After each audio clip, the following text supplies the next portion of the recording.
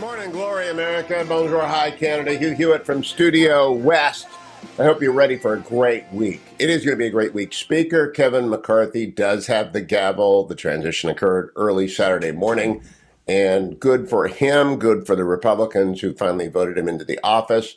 The 14 of the 20 who were negotiating for serious points that they wish to deploy in the coming debt battles and spending battles, bravo to them. Chip Roy, wonderful guy, always has been admirable. To the 6 who voted present, now we know who the pariahs are in the House. Now, that doesn't mean they're going to be punished. Kevin McCarthy isn't the punishing kind. They're not going to be moved into the small office. He's not some small, boss of a small party who's punishing the guy down the road. No, not at all.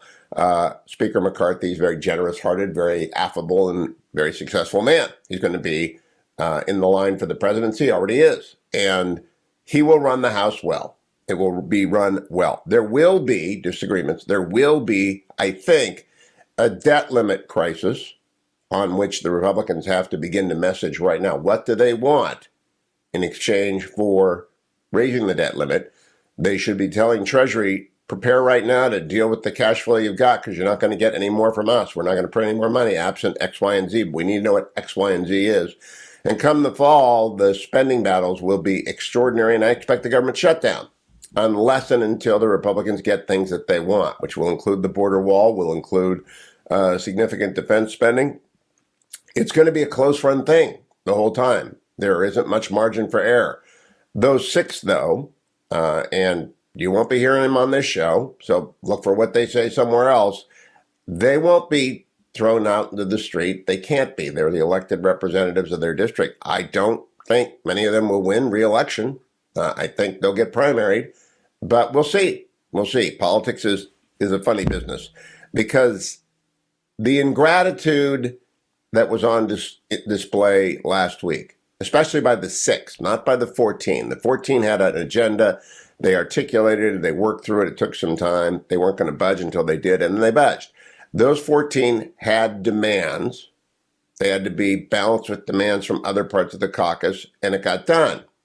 The 6 didn't have any demands. They didn't have any agenda. They were simply demonstrating bitter spite. That is never very pretty. All of us in our lives, if you've lived any number of years, have experienced ingratitude. If you're imperfect, and we all are, you will remember the people whom you have helped, the people that you have reached out to, the people for whom you have done great things, the people for whom you have sacrificed, people that you love or people that you work with or just colleagues and you will also remember when they have been ungrateful, when they have taken and taken and taken and then screwed you. That's the 6. They would not be there but for party. Kevin McCarthy built the majority, and they screwed around with it, and they smirked and they taunted, and they're not very big people. They're very small people. They're in both parties, by the way. Disraeli was the great British prime minister. I'll be writing about him for the Washington Post this week, who said, those who rise by party must never disdain party. And parties matter. I'm a party man. Everyone knows that. I salute Democrats who are party Democrats and Republicans who are party Republicans, because it's the only way that things get done in the United States, and has been that way since basically the Constitution was ratified. Even though George Washington loathed party, and even though Madison worried about faction, the framers knew they would come, and the spirit of party inevitably invades politics from the time of recorded human history to the beginning. Only pre-civilization societies, barbarian societies, lack parties. Then they have tribes, but enough tribes eventually coalesce, they become a party, and a great party won. But the people who are in that party, who rose by party, who then spited party and put their personal vendettas ahead of the triumph of the party long enough to embarrass themselves, we know who they are, and I don't think all of them will be back, and I don't think any of them will be punished. Let's go a little bit to Kevin McCarthy on the floor. I think it was on Saturday. Cut number 16. And now the hard work begins. What we do here today, next week, next month, next year, will set the tone for everything that follows. Tonight, I want to talk directly to the American people. As Speaker of the House, my ultimate responsibility is not to my party, my conference, or even our Congress. My responsibility, our responsibility, is to our country.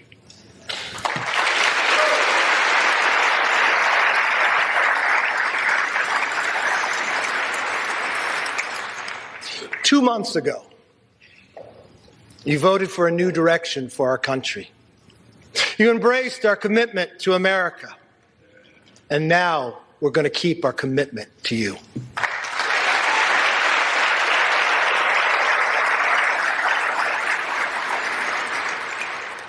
It's a commitment for an economy that's strong, where you could fill up your tank of gas and feed your family, where paychecks grow and not shrink.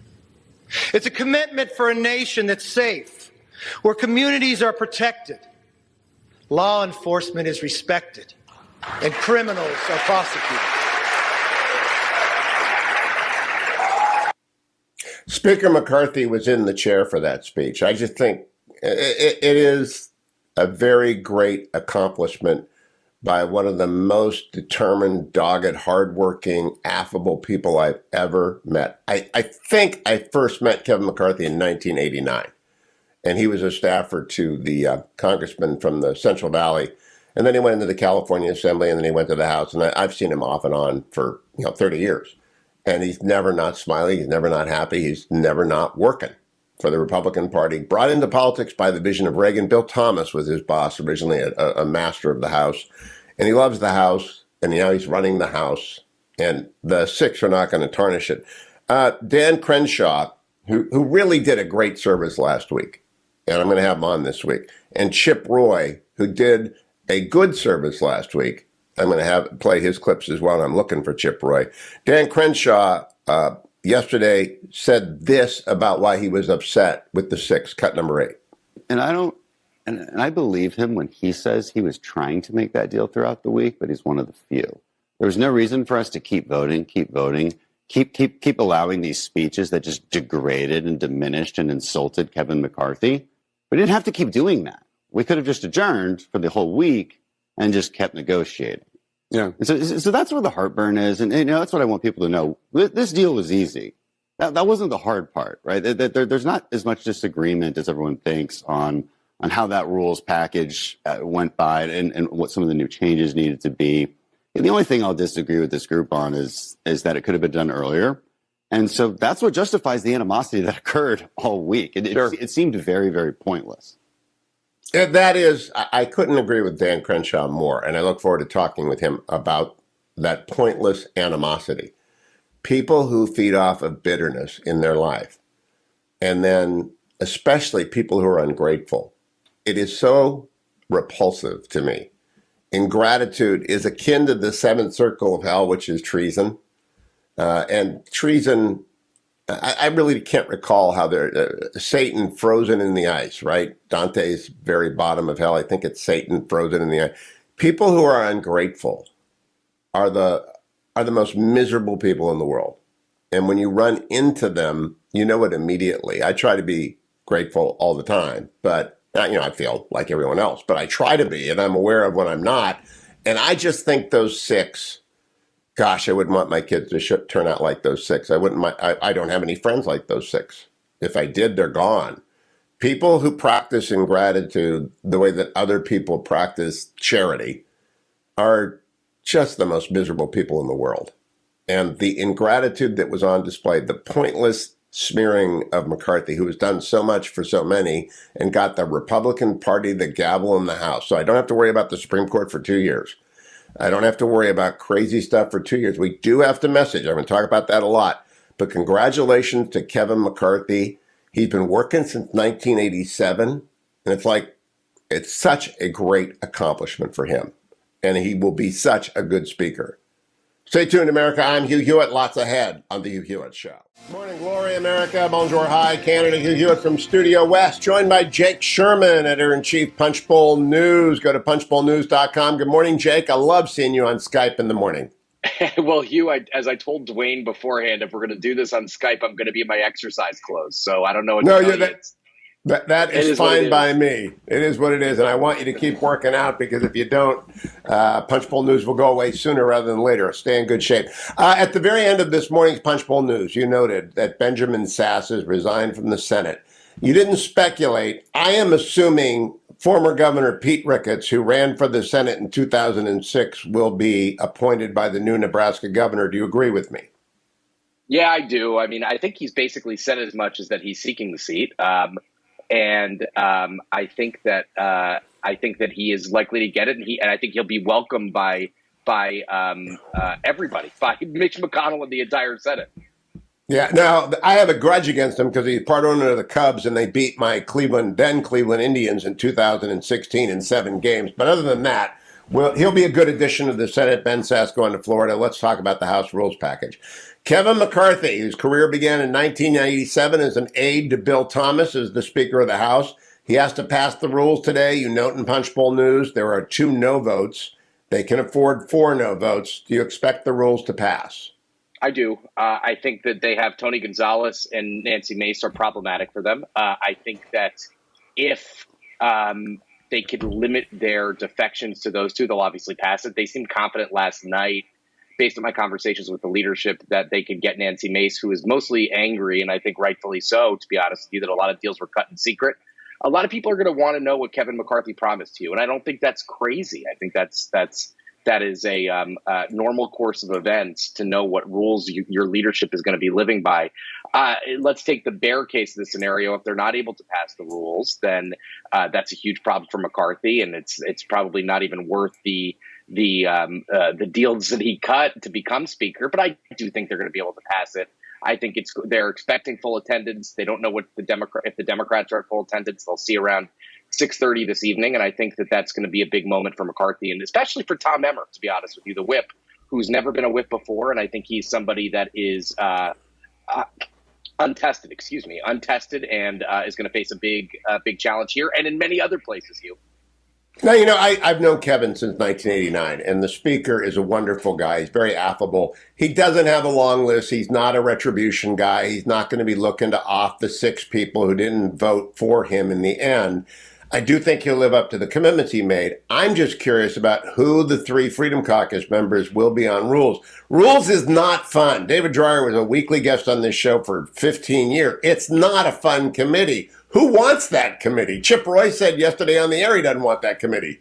I think he'll take it, to be honest with you. Basically, it's 3 Freedom Caucus people and 1 one other conservative who is going to be on the panel. Now, I think that they're going to have to dig deep. I think this is, remember, Hugh, you know this, but perhaps some listeners don't. You have to, usually the House comes in at 6:30 on a Monday afternoon, on a Monday evening.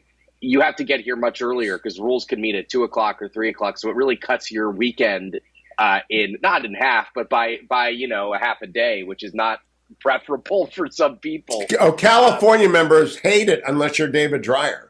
Because it's a full day. You have to leave on Saturday, basically.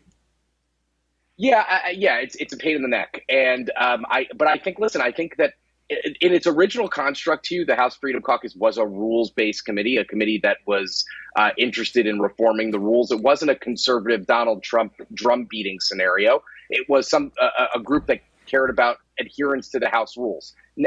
All that said, I think he's going to find people to be on rules, and they're going to have to be basically what they have said to me is that you have to have your fights in the rules committee, but when the rule comes to the floor, you better vote for it. So it's a little bit of a burden for these folks as well. Now, my last question, Jake, has to do with the setup. The debt limit comes up when? When is what Democrats say is the debt limit deadline? It's not really the debt limit deadline, but what are they saying it is? They say it's sometime in the spring or the summer or the fall. So there you go. It all depends on tax receipts and quarterly tax receipts, monthly tax receipts, corporate tax receipts. It depends on the economy in a large sense. But it's always more of an art than a science. I assume it's in the second half of 2023. And I had an advisor, let's call it a friend to Kevin McCarthy, say yesterday he better start thinking about it, negotiating on it now. Well, that's what I wanted to get to. They got a message now. Yeah. They got to get everyone. They're going to be very, the Biden administration is going to be very wary of any negotiation on the debt limit. So this is going to be a knockdown, drag-out fight in 2023. Remember, Joe Biden went through this with Barack Obama back in whatever year that was, 2013, 2014, whenever that was. And the years escape me at this point. But and he has the scars to prove it. And I was around for those days. It was not fun. That's interesting. It's not combat. It's a threat. It's a lot of media getting very excited. What it is you can't. It's combat. I mean, it's going to be really tough. It's going to be really messy. And remember, there are probably 60 votes in the Senate for a clean debt ceiling increase. Remember that. I mean, that's the thing. But it doesn't matter. Doesn't matter if the default happens. It will be because. Here's how it gets resolved. A Democrat does a discharge petition for a clean debt ceiling. 212 votes. They need about 6 other votes, House Republicans, to get it through, to get it to the floor. Then the House could pass a clean debt limit and send it over to the Senate. And I know that's how it could also get resolved by the House agreeing on what the Republicans on what they must have. And this is where the problem has been in the past. They have not made a clean demand on the debt limit. If they get together and begin to message now, I'm just curious if you think they have the capacity to do this, on what their demands are, not just for the debt limit, but for the fall when the new budget is necessary. If they telegraph now, we must have A, and they don't get A, and the default approaches, I don't think the burden will be on them. It will be on the Democrats. Can they articulate A? That's a fair thing to say. I think in addition, on top of that, there is the administration might be incentivized to cut a deal in the sense that Biden's going to be up for re-election or, the presidential is coming and he might see it in his interest. I don't know yet. It's too early. These things tend to resolve themselves very close to deadlines, as you know. And that's why the deadline matters so much and why I heard Chip Roy at one point, was one of the 14, not one of the 6, say, we need to be very rigorous in demanding the Treasury articulate why it is falling apart and why it isn't falling apart in managing tax receipts. You put your finger on it at the beginning, Jake. The debt limit is so that cash flow does not exceed available borrowing. That's all it is. It's what every household in America does. But the Republicans will raise it if they get something. But if they can't agree on what they want, the political onus will fall on them. But if they do and it's reasonable, the political onus will fall on the Democrats. Do you agree with that assessment? I think that's a fair read right now. It depends how much happens between now and then.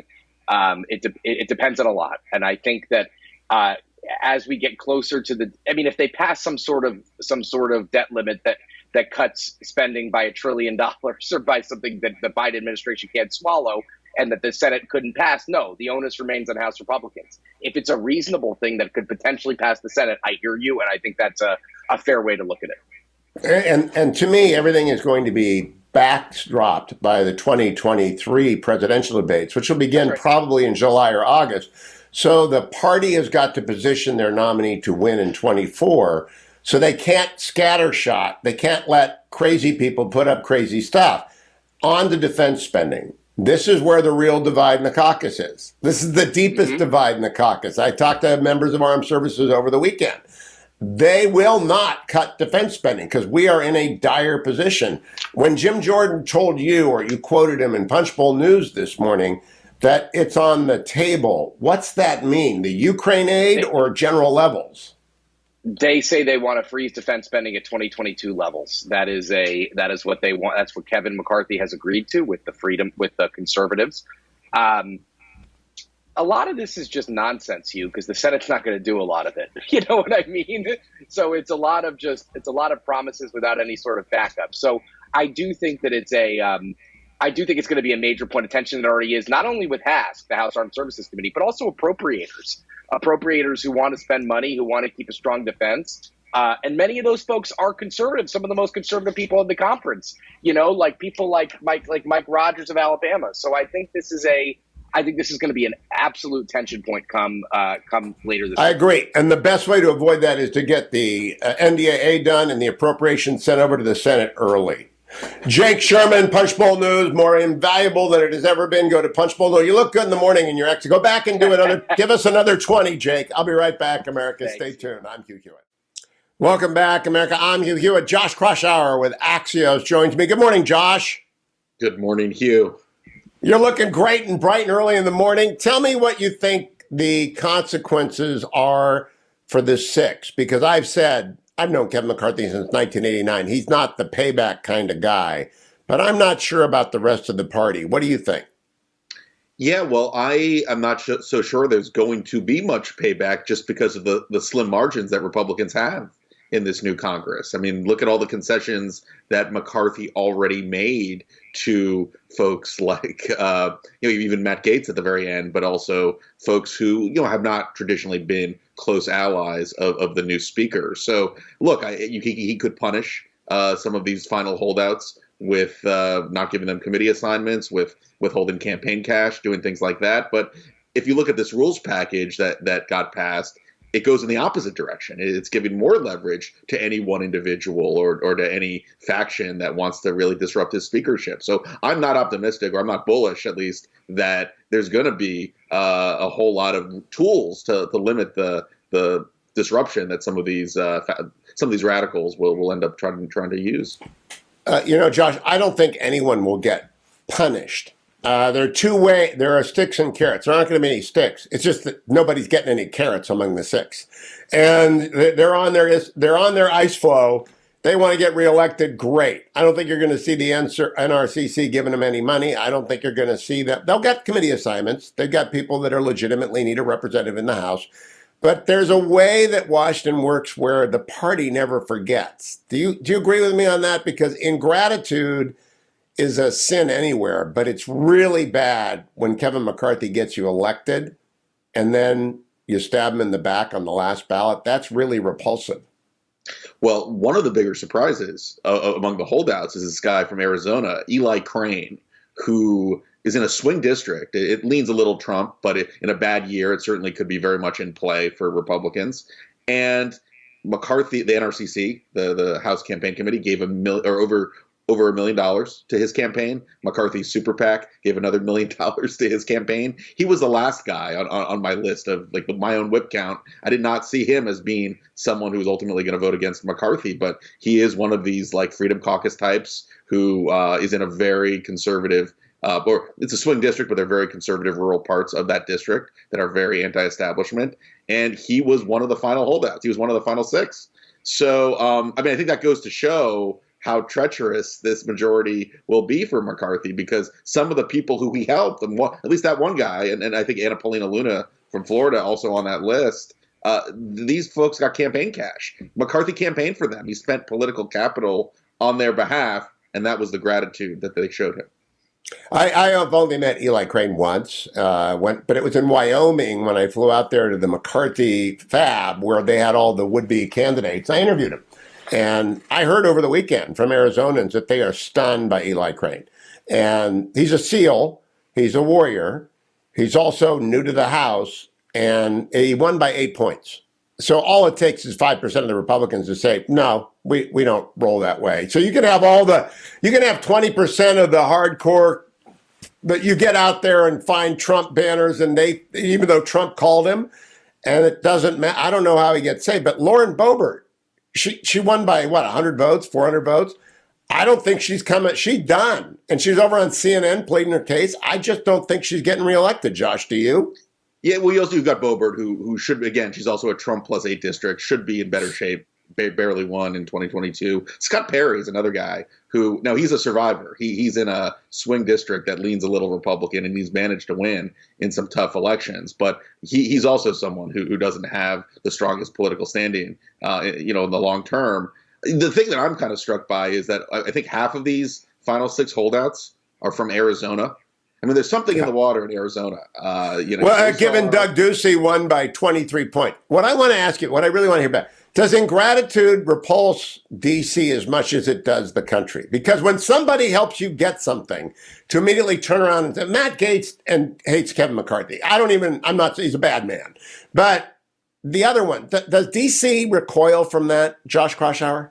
Yes, but McCarthy's skill, like the strongest asset that McCarthy brings to the table is being able to build a big tent, to have, Brian Fitzpatrick and Marjorie Taylor Greene under the same umbrella. That's a good skill to have, especially if you have a bigger majority. But leadership and making the tough decisions is what's going to be necessary in this Congress when you've got the 9-seat majority to play with. So, in a better time, McCarthy may have been a really effective leader. I'm skeptical that he's going to be able to wrangle the cats and wrangle all these different factions because his personality.